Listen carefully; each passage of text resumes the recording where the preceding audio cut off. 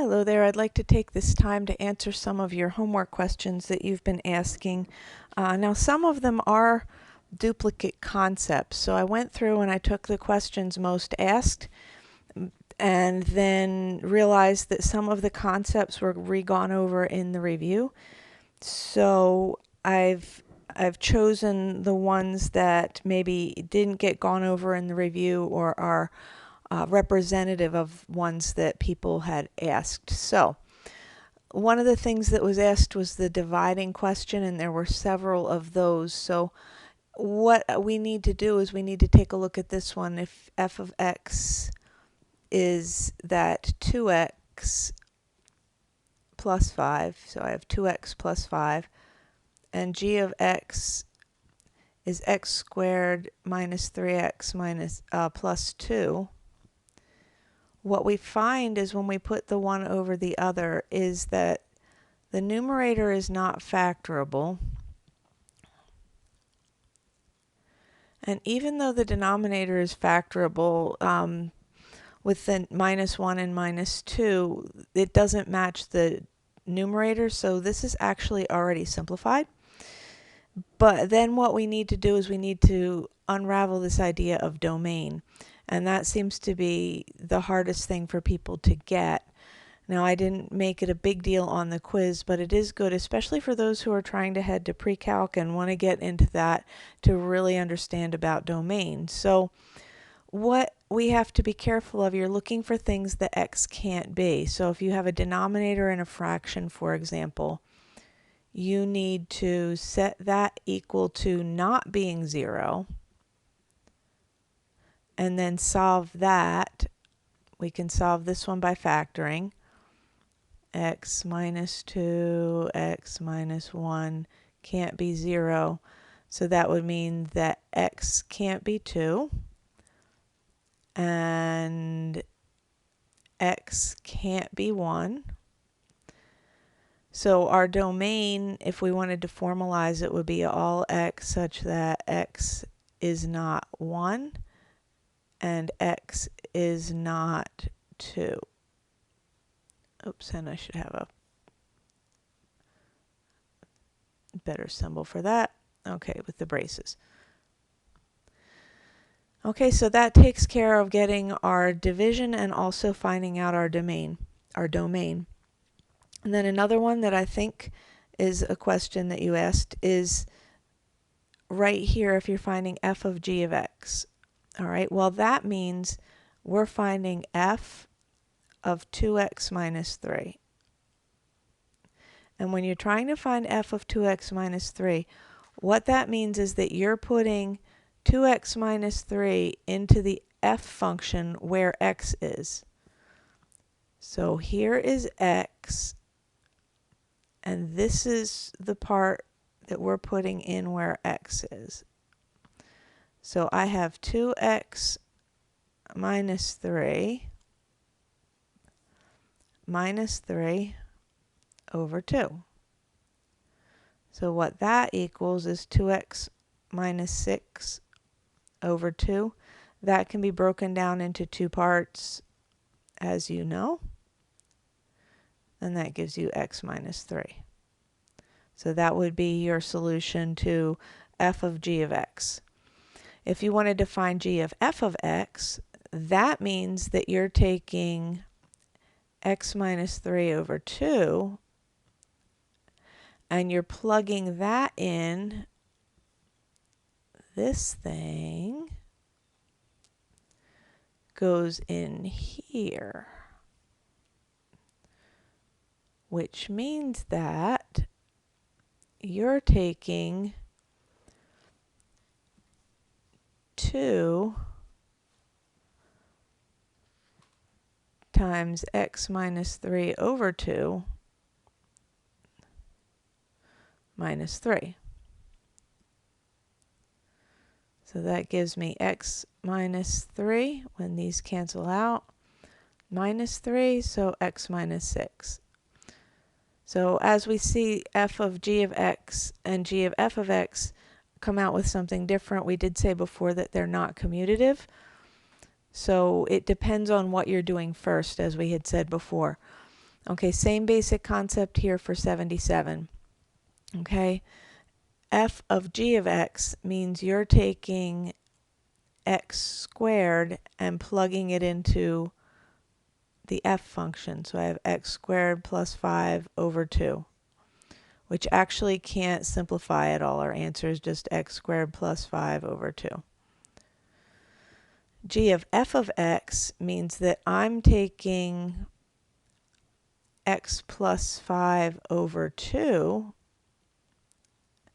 and plugging it into right here, so I'm having x plus 5 over 2 squared,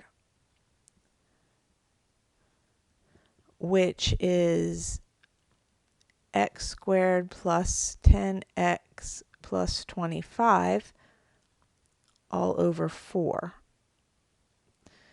If you simplify it out, multiply x plus 5 times x plus 5. So again, vastly different answers to these depending on which function you put first. So that's those. Then I bounced to number 25 because that's worth us taking a look at, because I think that we need to just really quickly touch factoring again, because that's going to be important all the time.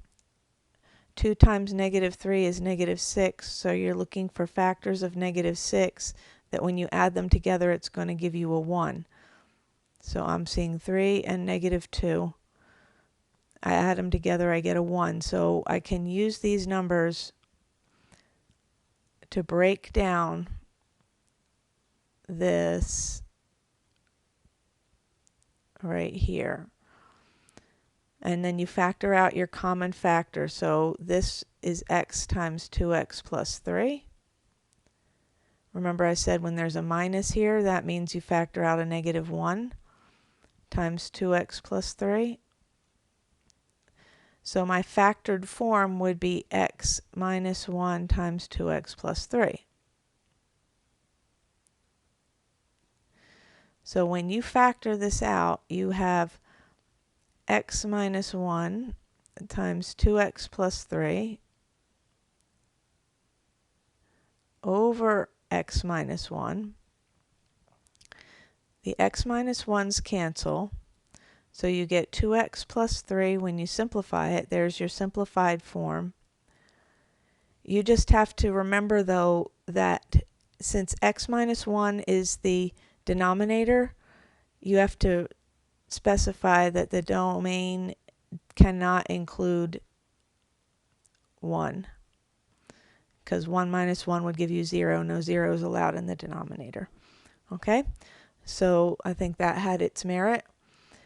The other one, number 61, was a word problem. I wanted to pick this out just to talk for a quick minute. It said that you get a 3% bonus on the amount that you make over $5,000. So this part represents the bonus on a certain amount of money. This part represents a certain amount of money taking away $5,000. So when you look at this composite function, this is the one that says take away the $5,000 first and then do 3%.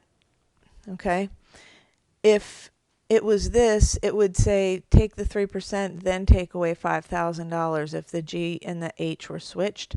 So this one is the one that represents the actual bonus that you get on that problem. I think that's it for little tips for assignment number 83. Assignment number 84, once again, I chose some things based on what I thought would be most useful to you. Okay, this one, both of these said find the graph and the inverse. So this one we're going to divert to the calculator just a little bit so we can get the graph of this. So I'm going to set y equals, you make sure your plots are off. We know it's going to be a parabola because it's an x squared one. It's a little bit of a tricky one, so we're just going to do this. I'm going to square that, minus 1, because I want to get the general shape of the graph. We know whatever it is, it's going to be moving down 1. It's just that the point down here, the place where it turns around, that we need to think about. So our original function is right here. If I wanted to calculate, this is a good thing, if I wanted to calculate my minimum and find out where that vertex was, I can do that.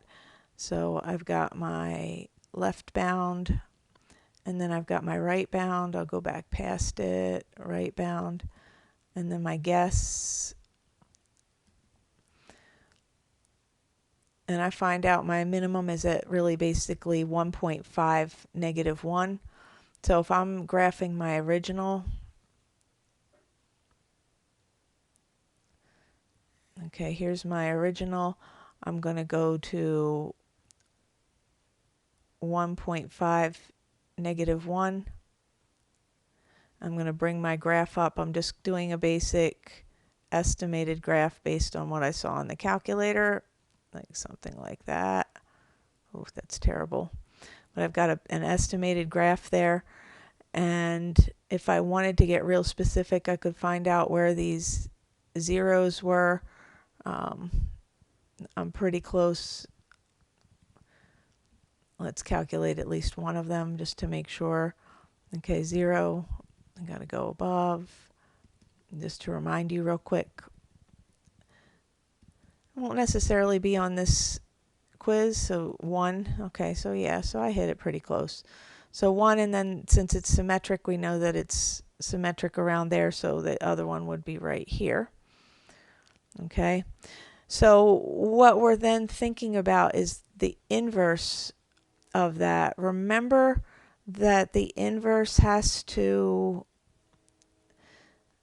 if you have x equals y, it has to go this way. This is our line that everything flips over. So if we have the ordered pair 1.5, -1, we're going to bring that over and change that around. So the ordered pair 1.5, -1 turns around to -1 and 1.5. So I would go here and then up to 1.5. Try and get that fairly close to, here we go. And then instead of going like this, it's going to go sideways like this. Okay, oops. I'm going to go up like this. And just a real basic sketch here, coming around like this so that it is going sideways. All right, so that each one has its counterpart point on the other side of that x equals 1 mark. You've got, it kind of looks like an upside down heart, but they do overlap each other, and that's what the point of an inverse is. If you wanted to find the inverse, what you do is you switch your x and y values if you need the equation for that. So you would have x equals 3 minus 2y squared minus 1. And then you would solve for y. When you do a square root, remember you have to take plus or minus that square root. That's the whole reason why when our graph turns sideways, it gets not just the top part, but the bottom part as well. Equals 3 minus 2y. You then have to subtract 3 and divide by -2. So we're going to subtract 3. So we have -3 plus or minus square root of x plus 1 equals -2y, and then divide by -2. So y equals this. Here is our inverse. And we would actually, if we wanted to notate it in function notation, you could do f inverse in that. Okay, let me just, okay. So here, another one. Okay, this one's a little bit easier for graphing because it's just a normal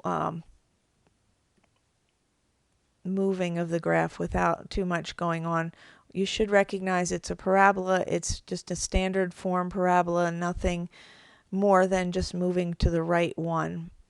Okay, so you have that, and then your general pattern is up 1 over 1, and then up 3, and then over 1, and then its twin point on this side. So you've got your nice, beautiful, perfectly drawn parabola that you can draw way better than me, the angle that I'm trying to do this at. Okay, there we go. So you have that. There's our original, and then our inverse. If you wanted to sketch the inverse, remember you've got a line that goes up through, wow, I really meant to do that better. I wanted to do this. Here we go. Going through x equals 1, x equals y.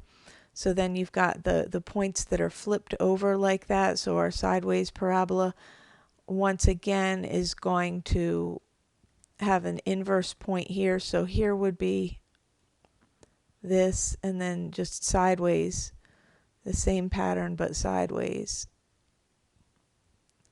and then around like this.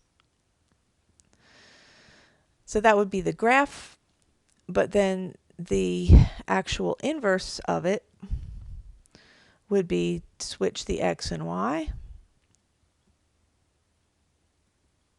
square root both sides, add 1,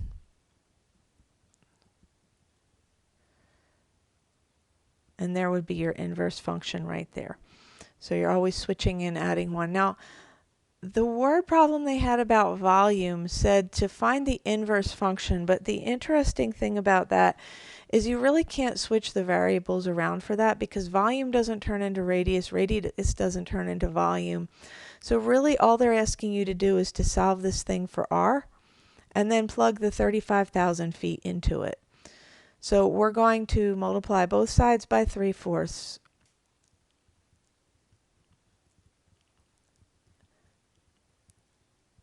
You're going to divide both sides by pi, so we have 3v over 4 pi equals r cubed. And then you're going to take the cube root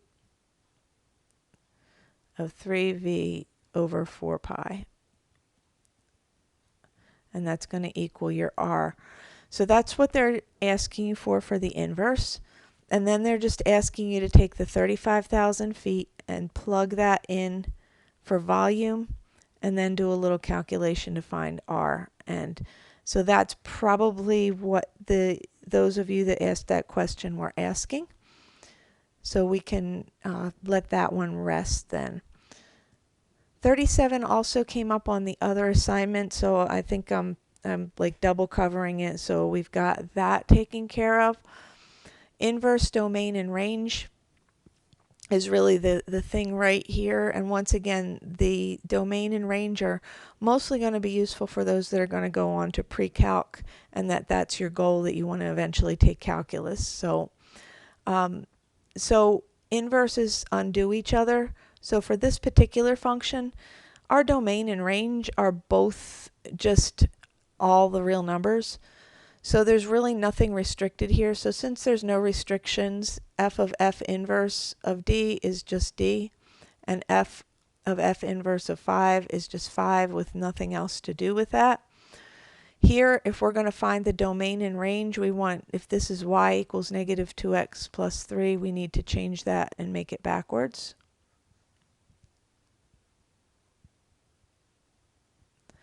And then you need to find solve for y, so we'll square both sides.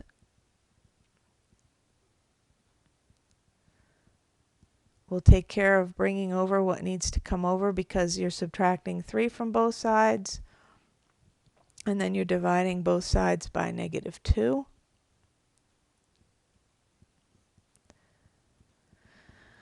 All right, so we do need to think about the domain and the range. So in the original function, the domain, we have to consider that negative 2x plus 3 has to be greater than or equal to 0. So I need to solve this. Negative 2x, it has to be greater than or equal to negative 3.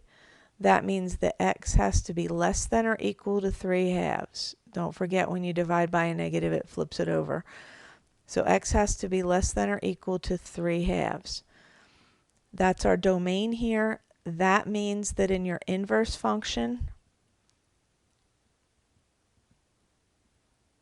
that the range is x is less than or equal to 3 halves. Okay, so there's a restriction on what values would get graphed on this. All right, the range on this one, what happens is that the range is going to be greater than or equal to 0. We've set it up so that because we've set this restriction here, this is going to give us a 0. Okay, that will actually give us 0 if we plugged that in. And then because it's a square root, our range is going to be y is greater than or equal to 0.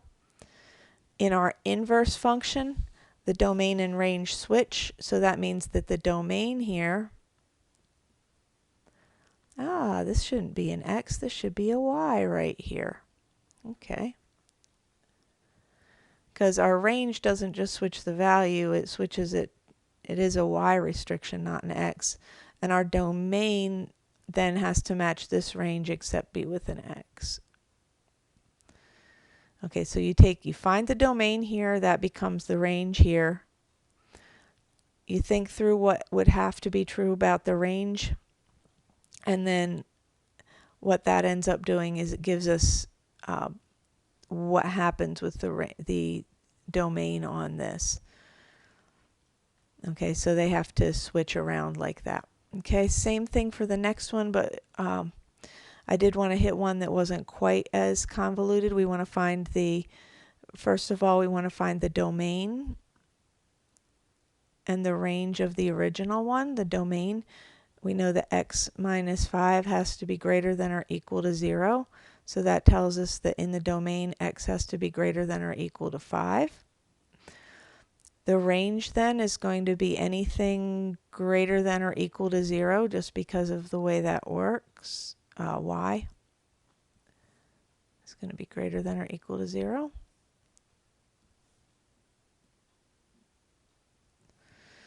And then we switch the x's and y's. And then we solve.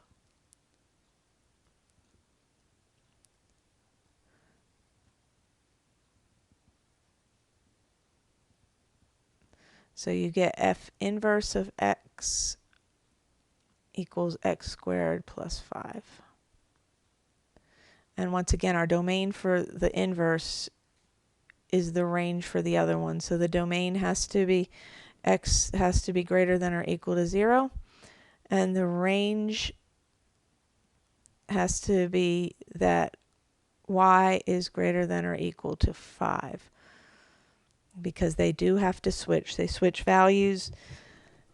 And it's only because it's an inverse that this is restricted. If this was just any old function that was not specifically tagged as an inverse, the domain would be infinite and so would the range.